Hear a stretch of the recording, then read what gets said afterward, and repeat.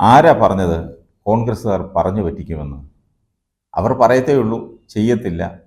വടി വയ്ക്കുന്നിടത്ത് കുട വയ്ക്കാറില്ല എന്നൊക്കെ പരദൂഷണമാണ് പറഞ്ഞു നടക്കുന്നത്. അവർ പറയുന്നത് ചെയ്യുകയും ചെയ്യും.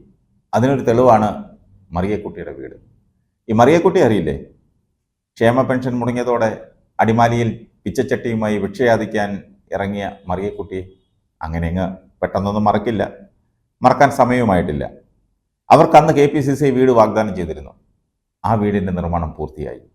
12-ാം തീയതി നടക്കുന്ന ചടങ്ങിൽ KPCC പ്രസിഡന്റ് K. സുധാകരൻ വീടിൻ്റെ താക്കോൽ മറിയക്കുട്ടിക്ക് കൈമാറും. സ്വന്തമായി വീടില്ലാതിരുന്ന മറിയക്കുട്ടി താമസിച്ചിരുന്നത് 200 ഏക്കറിൽ മകൾ പ്രിൻസിയുടെ വീട്ടിലാണ്. പഴയ ഈ വീട് പൊളിച്ചു നീക്കിയാണ് 650 ചതുരശ്ര അടി വിസ്തീർണമുള്ള വീട് നിർമ്മിച്ചിരിക്കുന്നത്.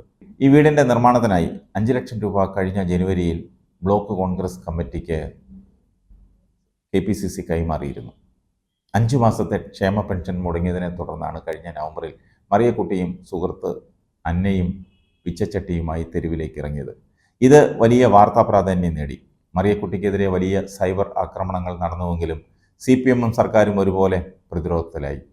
ക്ഷേമ പെൻഷൻ മുടങ്ങിയതിനെതിരെ വലിയ പ്രതിഷേധം കേരളത്തിൽ സൃഷ്ടിക്കാനും മറിയക്കുട്ടിയുടെ നീക്കങ്ങൾക്ക് കഴിഞ്ഞു.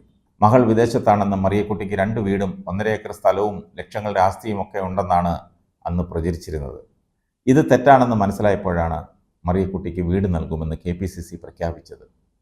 കഴിഞ്ഞ ജനുവരിയിൽ വീടിന് തറക്കല്ലിട്ടു. KPCC വൈസ് പ്രസിഡന്റ് VP സജീന്ദ്രനും അഡ്വക്കേറ്റ് ഡീൻ കുര്യാക്കോസ് MPയും ചേർന്നാണ് തറക്കല്ലിട്ടത്. വീട് ഇപ്പോൾ പൂർത്തിയായി. വരുന്ന ദിവസം അതിൽ കയറി താമസിക്കാൻ മറിയക്കുട്ടിക്ക് കഴിയും.